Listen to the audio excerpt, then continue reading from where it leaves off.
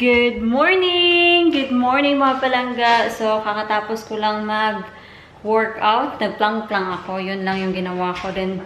Tapos, nag-squat ng kaunti. And yun.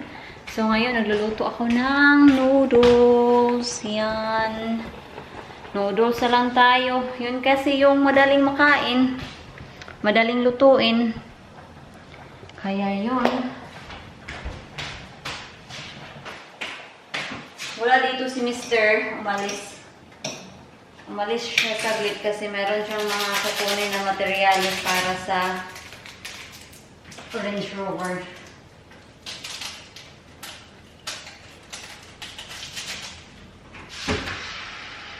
At least, walang ulan ngayon, pero makulimlim.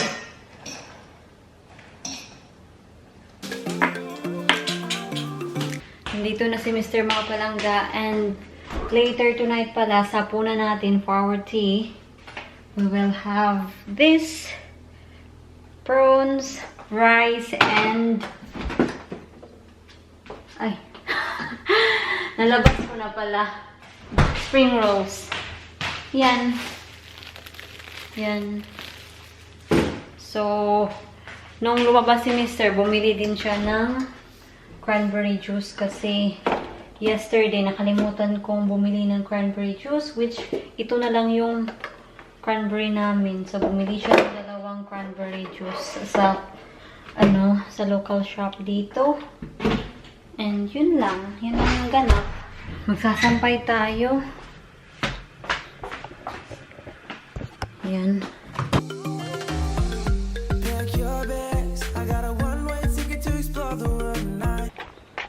Hindi ako nagsampay ng maaga kasi akala ko uulan. 1 o'clock na dito. Kung nalaman ko pa na hindi uulan, nagsampay sana ako.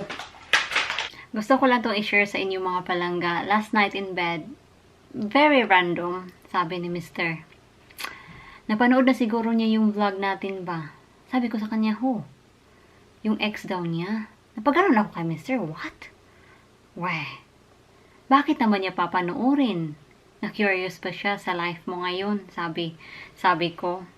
And how do you know na napapanood niya yung vlog natin? Sabi niya sa akin. Diba, nagme-message siya sa akin out of the blue, which is totoo naman talaga. Minsan, out of the blue talaga, yung ex ni Mr. Nagme-message siya out of the blue. Hindi ko na i-mention kung sino or pang ilan, basta alam niyo na. So, sabi niya, tumahimik na. Baka napanood niya yung vlog. So, sabi ko, edi wow. Yan lang talaga yung nasabi ko. Hindi ko naman sinabi kay Mr. Pero sa utak ko, sabi ko, edi wow. But, shout out na lang sa'yo kung nanonood ka. But, feeling ko naman na hindi siya nanonood. Kasi hindi niya naiintindihan. Kala mo no, ikaw no. Anyway, wag na natin yon pag-usapan. I'm just reading an article right now para sa another assignment ko. Natapos ko na yung AC ko. Hindi ko pa siya napapas. Kailangan ko pa siyang i-finalize. I need to put a reference. And then, kailangan ko pa siyang i-proofread bago siya i-pass. So, marami pang gagawin. Hello! Hello mga palangga! So, nandito tayo sa ating kitchen. Wala na naman tayong magawa. So, ayun. Magbibake tayo ng peach and apricot crumble.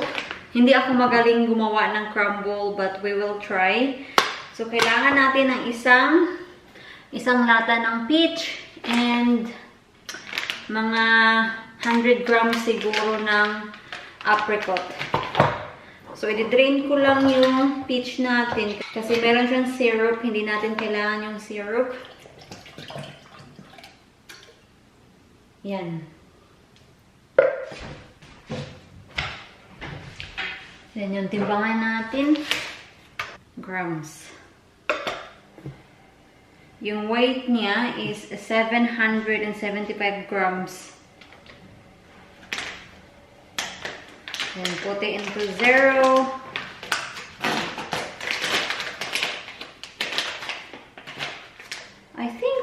tayong open nito. Sandali lang, ha? Wala pala. Akala ko meron. Well, at least, chinek natin. Bago ma-open natin ito.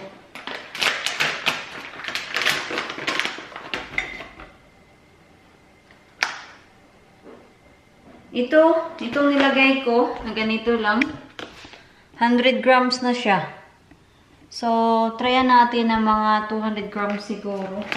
Kasi yung apricot kasi, ano sila, meron sila talagang weight. Kahit isang ganito lang, parang mga nasa 15 grams na siguro.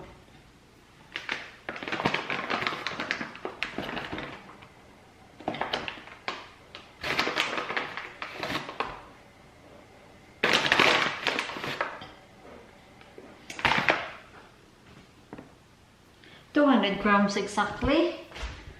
Yan, oh. Pakita ko sa inyo, ha? Yan. See? Yung 200 grams, parang, tingnan, hindi 200 grams kasi parang sobrang, ano lang, konti. So, ilalagay natin tong peach natin. Yan. Hey. Now, we need a golden syrup. Yan. And then, maglagay tayo dito. Tansya-tansya na lang. Ito yung golden syrup kung hindi pa kayo nakakita ng golden syrup. Para lang siyang honey in a way. Pero I think itong golden syrup, mas sticky siya kaysa sa honey. I could be wrong. Correct me if I am wrong. Hindi naman ako expert. Bihira ko lang itong ginagamit kasi tingnan nyo, sobrang sticky. Then, i-mix lang natin.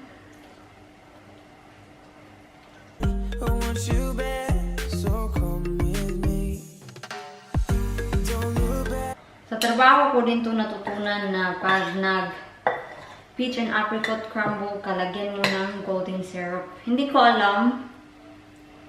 Yan lang yung advice nila sa akin. Lagyan mo ng golden syrup. Hindi din ako nagtanong. Yan. So, once it's all coated, maglalagay din tayo ng kaunting, yung spoon natin. Maglalagay tayo ng kaunting syrup galing sa ating peach para hindi siya mag-dry when we bake it.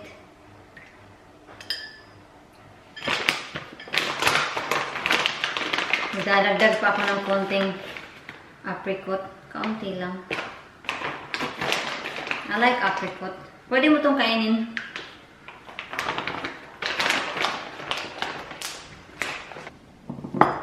So, ito na siya mga palangga. So, ngayon naman, mag-proceed tayo sa ating crumble. My hands is so sticky.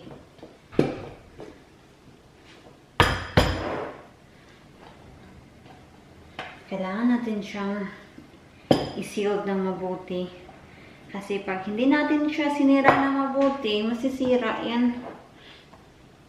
So, yung crumble na ipo-follow natin is from Beer Book.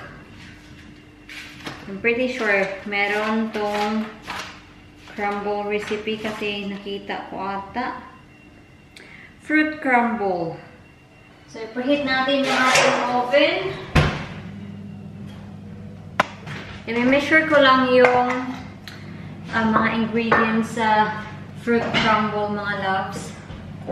So, dito, ang hinihingi dito is you need to have 100 grams of self-raising flour, 50 grams of margarine, 50 grams of sugar, and yun lang. The amount required, mga palangga, I will double it. So, I will have 200 grams of self-raising flour instead of 100 grams. Kukunin ko lang yung margarine natin.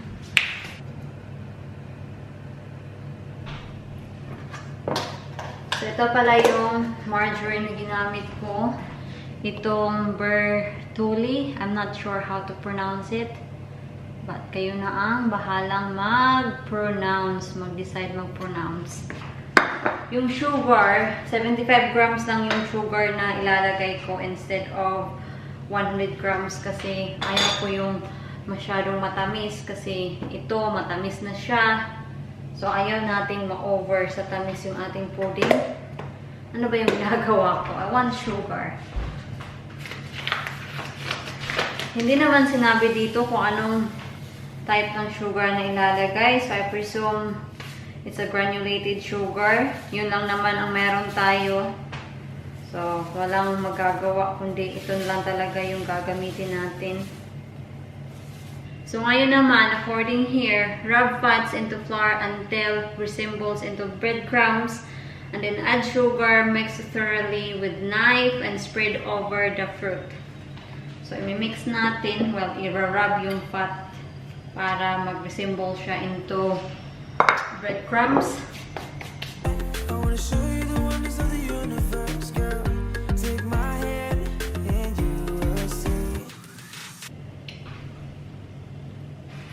I need a spoon to mix it kasi yung butter nag-melt lang siya sa kamay ko kasi I have a warm hands. That's why I'm not a good baker. Charot naman, oy. Sabi ng mga residents na binabantayan ko, to be a good baker, dapat daw meron kang kamay na malamig. Your hands is cold. That's good for baking. Yun yung sabi nila.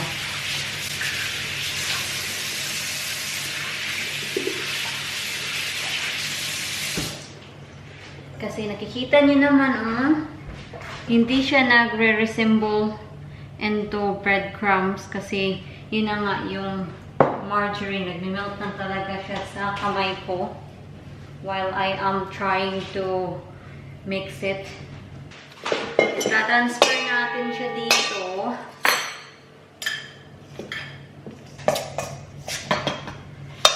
Hindi talaga siya pwede kung ina-knife lang natin. Kailangan talagang gamitan ng kamay. Magdadagdag ako ng kaunting flour. Kaunti lang.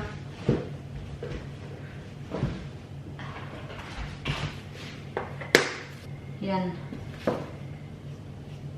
I think it's helping na nagdagdag ako ng flour.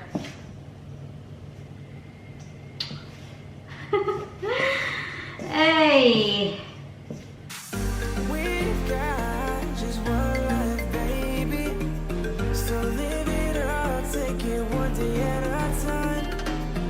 Kailangan ko talaga magdagdag ulit mga palangga kasi yung ano natin, yung supposedly the crumble, dapat magiging ano siya, it looks like a breadcrumbs, pero namumuo-muo lang talaga siya.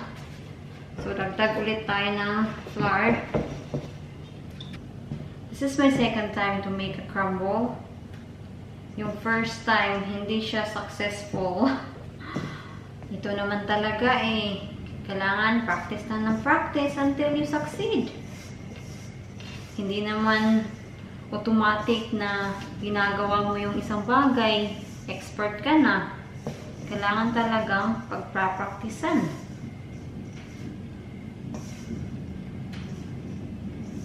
Hindi talaga ako happy dito. Hala, oy, baka ma-overflow yung ating crumble.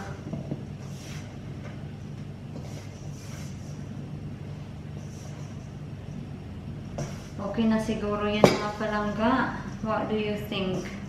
Sa mga baker dyan. Diba, it doesn't look like a breadcrumbs to me.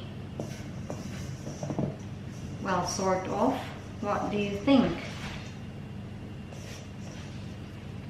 Pakita ko sa inyo, ha? What do you think? Does it looks like a breadcrumbs? Then, imimix na natin yung ating sugar. Yan. Sabi doon sa instruction, pag minix mo na yung sugar, use a knife lang daw. So, mix lang tayo.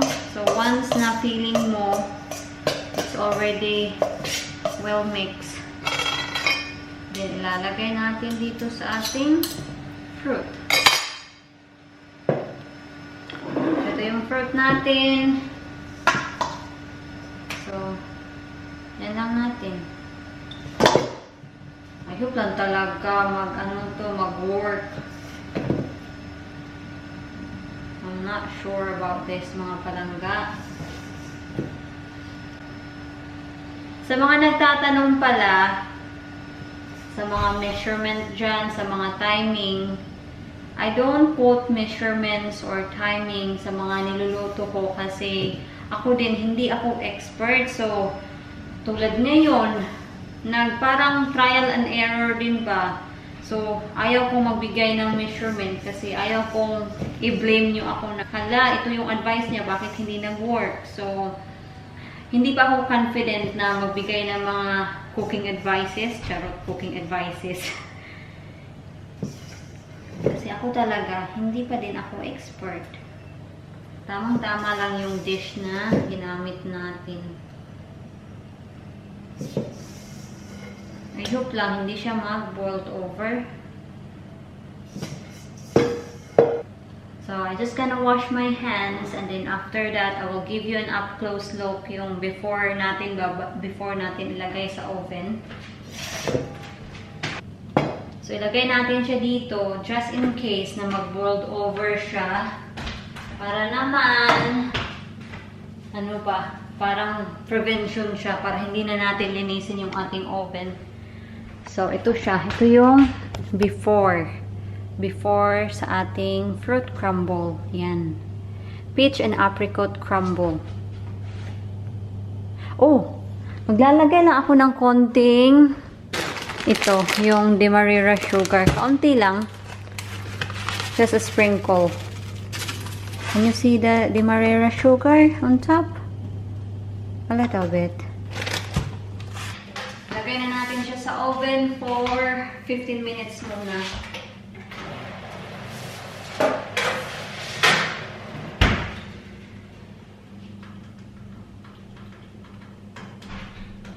And we just have to keep on checking kasi baka masunog.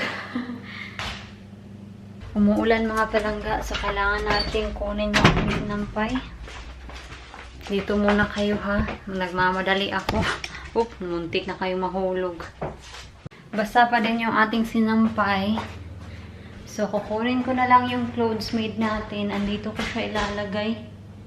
Next to the radiator. Hindi ko siya ilalagay sa hallway. Kasi meron din kasi tayo ditong towel na sana kailangan nating isampay sa labas. Pero yun na nga, it's starting to rain.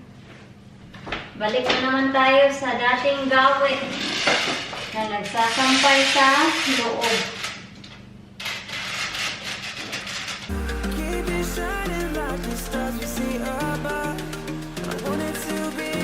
Yung sinampay natin sa labas, I would say na 45% dry sila.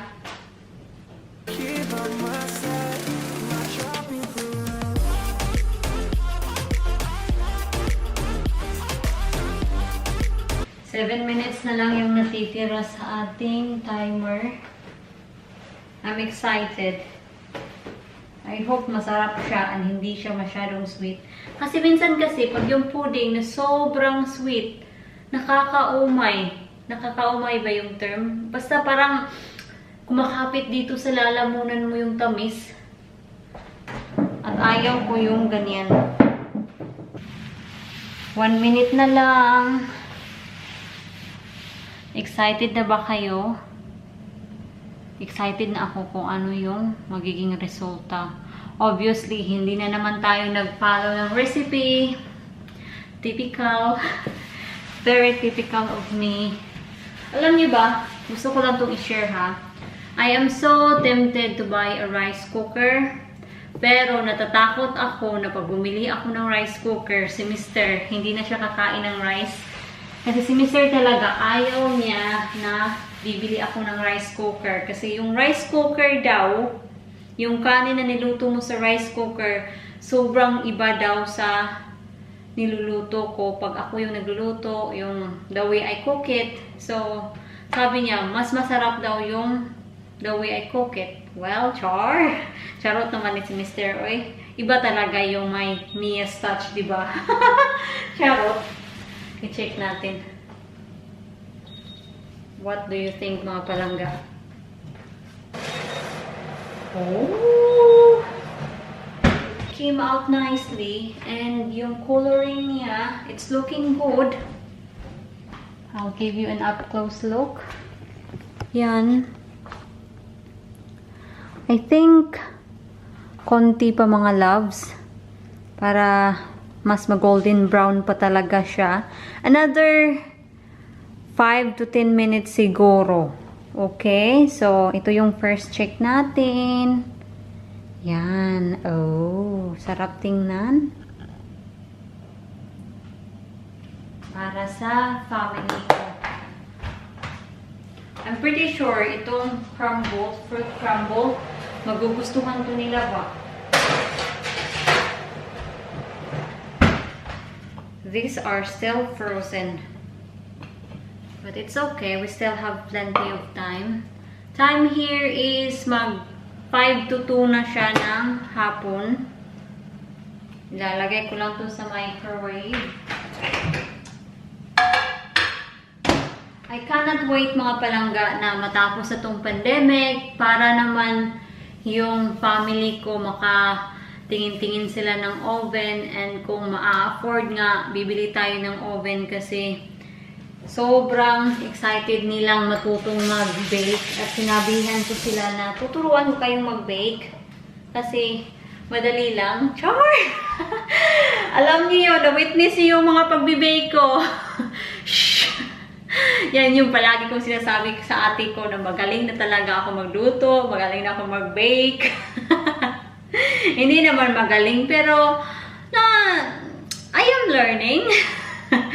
I am learning na mag-bake, magluto. So, yung probinsya namin, walang malalaking mall. So, kailangan mo pang pumunta sa isang syudad, at yung syudad na yun, yung Gaisano lang yung pinakamalaking mall doon. So, I hope meron silang, nagtitinda sila ng mga home appliances. I am hoping.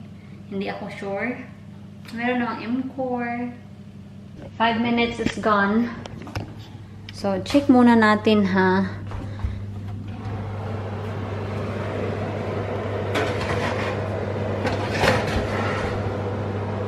What do you think, mga palangga? I think kukunin ko na siya. I think kukunin ko na siya kasi ayaw nating mag-dried up siya sa bottom. Pag nag-dried up kasi siya, yung tendency, yung fruit mo, masusunog siya sa ilalim. It looks good. It looks good talaga. I'm so proud of myself. Char! So, ito na yung finished product, mga palangga. Oh, diba? Yan.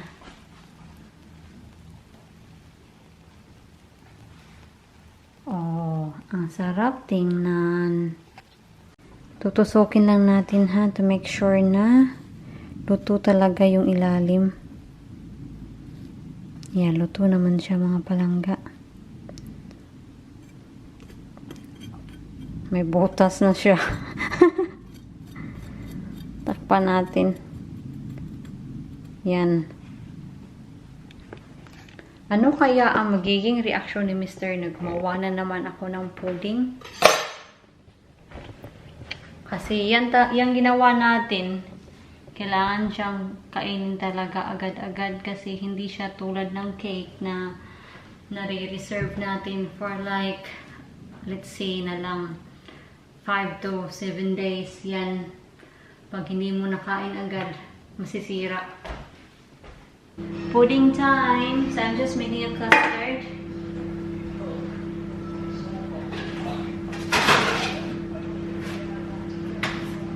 Dahil kinip natin yung ating fruit crumble sa oven, it is still warm. Yeah. Here you go. Oh my goodness. Sobrang thick. Sobrang thick ng ating custard. So, lalagyan ko lang siya ng milk. Hindi ko pa siya nalalagyan ng canderel. Medyo naparami ata yung magdadagdag tayo ng milk. Don't worry.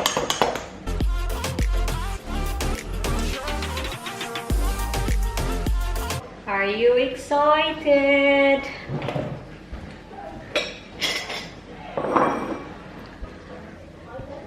Ilalapit ko talaga kayo para makita niyo.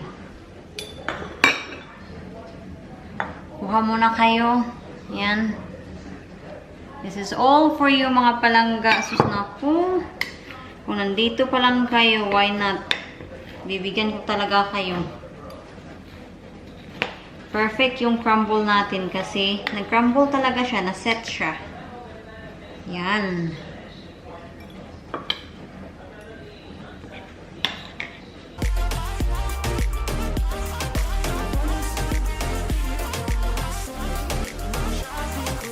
So, ito kay Mr. Ito yung akin. Lalagyan natin ng custard. Medyo sobrang thick yung custard natin, but it's okay.